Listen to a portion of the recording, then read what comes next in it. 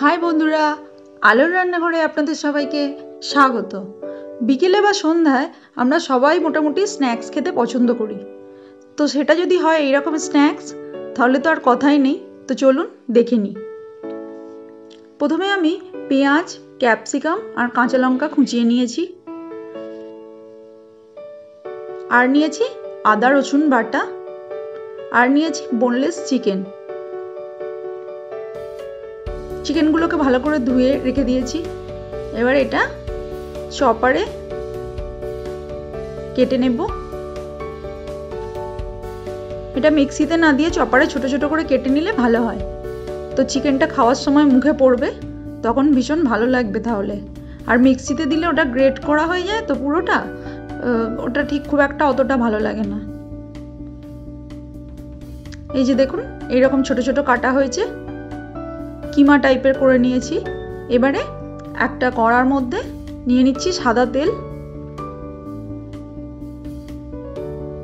তেলটা গরম হয়ে গেছে, এবারে এর মধ্যে দিয়ে দিলাম কাঁচা লঙ্কা কুচি। কাঁচা লঙ্কাটা একটু ভাজা ভাজা হয়ে গেলে এর মধ্যে দিয়ে দিলাম পেঁয়াজ কুচি।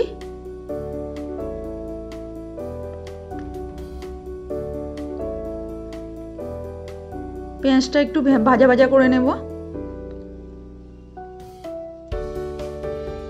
এই স্ন্যাক্সটা খেতে কিন্তু অসম্ভব মজার হয়, খুব ভালো লাগে। এরপর এর মধ্যে দিয়ে দিলাম ক্যাপসিকাম কুচি। এটাও একটু ভাজা ভাজা করে নেব।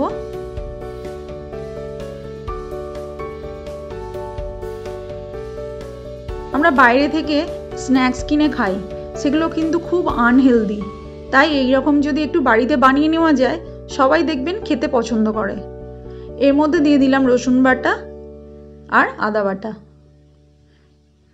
এবারে সবকটা একসাথে ভালো করে ভেজে নেব।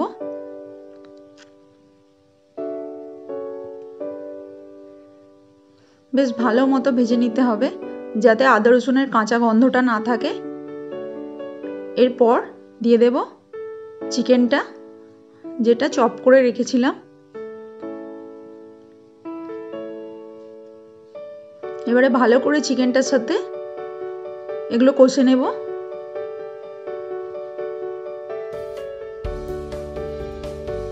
যেভাবে আমি দেখাচ্ছি এইভাবে ফলো করলে কিন্তু দারুণ খেতে হবে স্ন্যাক্সটা। ঠিক এইভাবেই করতে হবে। তো বন্ধুরা, যারা ভিডিওটি দেখছেন তারা প্লিজ চ্যানেলটি একটু সাবস্ক্রাইব করে দেবেন।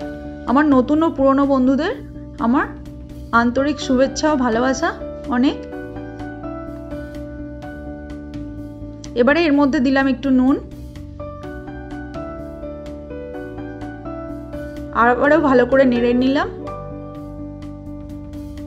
এবারে এর মধ্যে দেব গুঁড়ো মশলা, দেব লঙ্কা গুঁড়ো, একটু ধনে গুঁড়ো, তারপর জিরে গুঁড়ো, এরপর দিলাম হলুদ গুঁড়ো,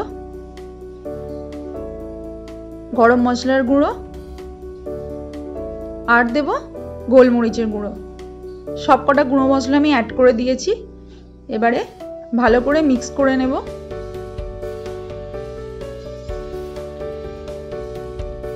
খুব সুন্দর করে কষে নিতে হবে, তাহলে এই পুরটার টেস্টটা কিন্তু খুব সুন্দর হয়।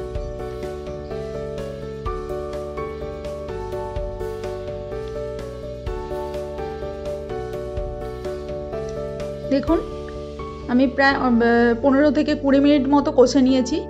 এরপর এর মধ্যে দিয়ে দিলাম আলুটা কিন্তু অপশনাল, আপনারা চাইলে নাও দিতে পারেন, কিন্তু আমি দিয়েছি বাইন্ডিংটা যাতে খুব ভালো হয়, অন্য কোনো কারণ নেই আলুটা দেওয়ার।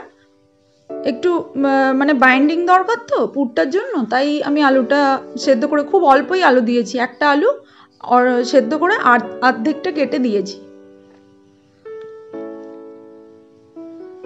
আরও একটু খালি নেড়ে নিলাম। এবারে এর মধ্যে দিয়ে দেব ভিনিগার, 1 চামচ ভিনিগার দিয়ে দিলাম। আপনাদের কাছে যদি ভিনিগার না থাকে তাহলে আপনারা লেবুর রস ব্যবহার করতে পারেন। পুরটা পুরো রেডি হয়ে গেল। এবারে আমি একটা জায়গায় পাউরুটিটা নিয়ে নিয়েছি। পাউরুটিগুলোর এরকম সাইডগুলো কেটে নিতে হবে।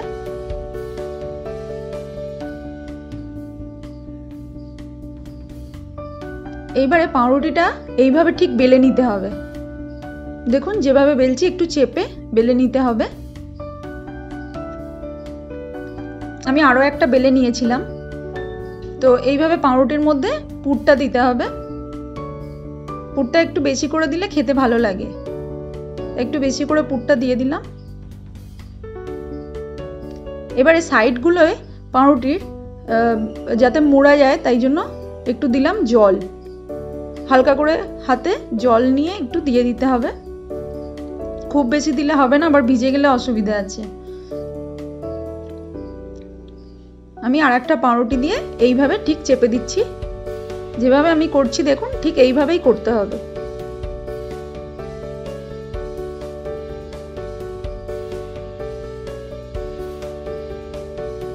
সাইডগুলো মোটামুটি চেপে দিলাম। এবারে মাঝখান থেকে এইভাবে ট্রায়াঙ্গেল শেপ করে এইভাবে কেটে নিলাম। দেখুন কেমন সুন্দর হয়েছে।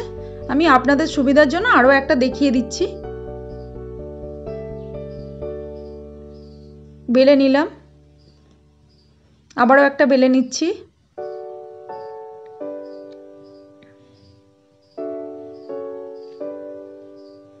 এইভাবে একটু বেলে নিতে হবে।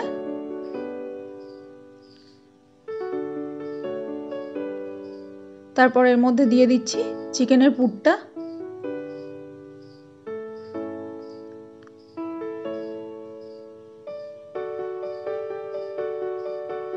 এইভাবে একটু চেপে চেপে দিয়ে দিতে হবে। খেয়াল রাখবেন পুরটা আবার এত বেশি না হয়ে যায়, তাহলে ফেটে যাবে কিন্তু।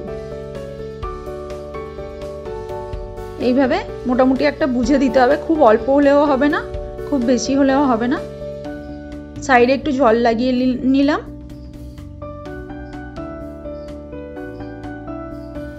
আবারও একটা পাউরুটি দিয়ে চেপে দিলাম। দেখুন এইভাবে করে নিলাম আর এই শেপে আবার কেটে নিচ্ছি। দেখুন হয়ে গেছে।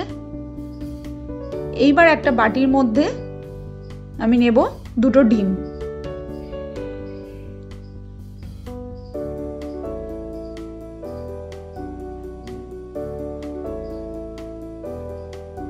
দুটো ডিম ফাটিয়ে নিচ্ছি। এর মধ্যে দিয়ে দেব গোলমরিচের গুঁড়ো,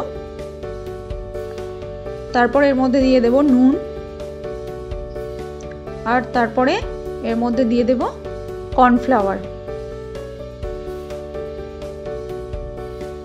আপনারা চাইলে শুধু ডিম দিয়ে ফেটিয়েও এই ব্যাটারটা তৈরি করতে পারেন, কিন্তু আমার মনে হয় যে একটু কর্নফ্লাওয়ার দিলে খুব সুন্দর হয়, বাইন্ডিংটা ভালো হয়।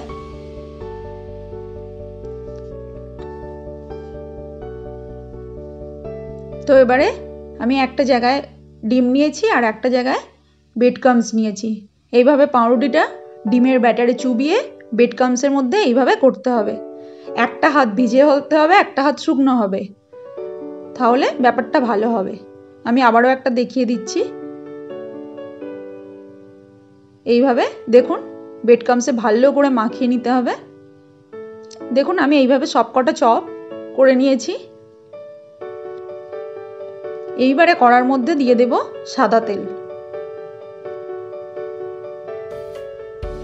সাদা তেল দিয়ে দিয়েছি। তেলটা গরম হয়ে গেছে। এর মধ্যে পাউরুটিগুলো ছেড়ে দিচ্ছি।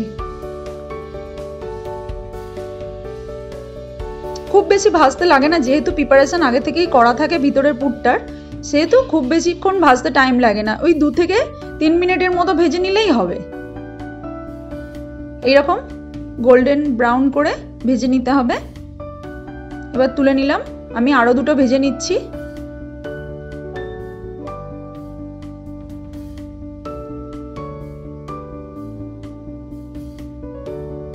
এইভাবে হালকা হালকা করে ভেজে নিতে হবে। তেলটা প্রথমে খুব গরম করে নিতে হবে মোটামুটি, তারপরে একটু লো করে, মানে লো টু মিডিয়াম করে এগুলো ভাজতে হবে। দেখুন এইভাবে ভেজে নিয়েছি। এবার ভাজা হয়ে গেছে, আমি তুলে নিচ্ছি।